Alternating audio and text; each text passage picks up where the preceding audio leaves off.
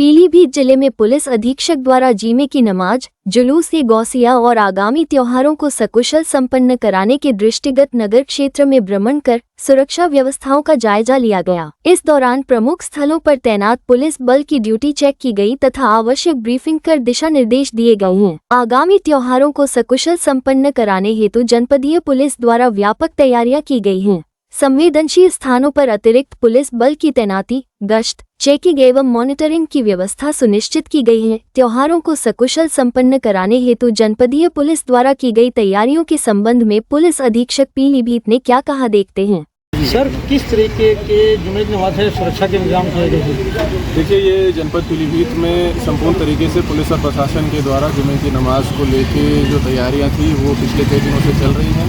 कल भी इसके संबंध में यहाँ पे फ्लैग मार्च, रूट मार्च और ड्रोन के माध्यम से सारी जांच करी गई है। इसके अलावा आज संपूर्ण शहर में, संपूर्ण जनपद के विभिन्न कस्बों में सभी जगह पे भारी संख्या में पुलिस फोर्स को डिप्लॉय किया गया है और कहीं किसी प्रकार की कोई समस्या नहीं है, कहीं किसी प्रकार की कोई भीड़ या अन्य किसी प्रकार का कोई इशू भी नहीं है। तो लगातार हम लोग मॉनिटरिंग कर रहे हैं, डिप्लॉयमेंट कर रहे हैं और सभी अधिकारी पुलिस और प्रशासनिक मिल के सभी क्षेत्रों में भ्रमण कर रहे हैं। लगातार सभी लोग भ्रमण कर रहे हैं।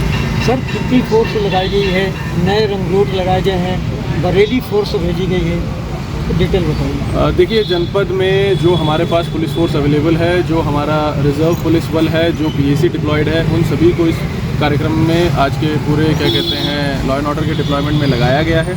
इसके साथ साथ जो as a part of training जो हमारे रिक्रूट्स हैं उनको डिप्लॉय नहीं किया गया, उनको as a part of training exposure के लिए यूज़ किया जा रहा है और उनको एक्सपोजर दिया जा रहा है कि लॉ एंड ऑर्डर की पुलिस की ड्यूटियाँ कैसे होती हैं। तो उसमें उनको बाकायदा उनके उस्तादों के साथ और सीनियर ऑफिसर्स की नज़र के अंदर एक एक्सपोजर की तरह रखा गया है। इसके अलावा जो जनपद में पीएसी बल है उसको डिप्लॉय किया गया है इंपॉर्टेंट स्थलों पर।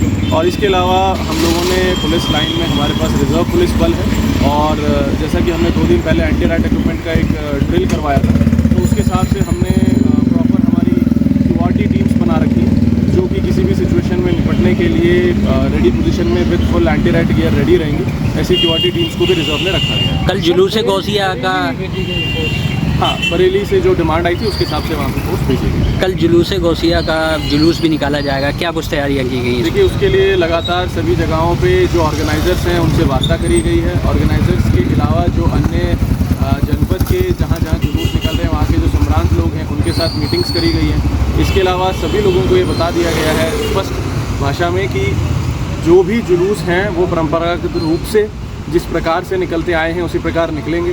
यदि किसी भी व्यक्ति ने उस जुलूस में किसी अन्य प्रकार के बैनर पोस्टर के माध्यम से या अन्य किसी माध्यम से जनपद का माहौल ख़राब करने की कोशिश करी तो उनके विरुद्ध बहुत कड़ी कार्रवाई करी जाएगी। और सभी से लगातार हम लोग ये अपील कर रहे हैं कि पुलिस और प्रशासन का सबसे प्रमुख काम होता है कि हम लोग शांति व्यवस्था बनाए रखें। तो हमारा कोई उद्देश्य या कोई इच्छा ऐसी नहीं है कि हम कोई कार्रवाई करें।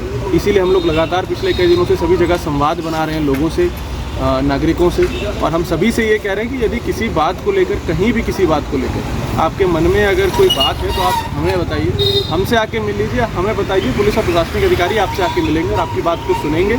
लेकिन किसी भी प्रकार से किसी ऐसे परंपरागत कार्यक्रम में कोई अन्य चीज़ करने का प्रयास ना करें जो आगे जाके आपके लिए क्या कहते हैं, बिना बात की मुसीबत खड़ी कर दे।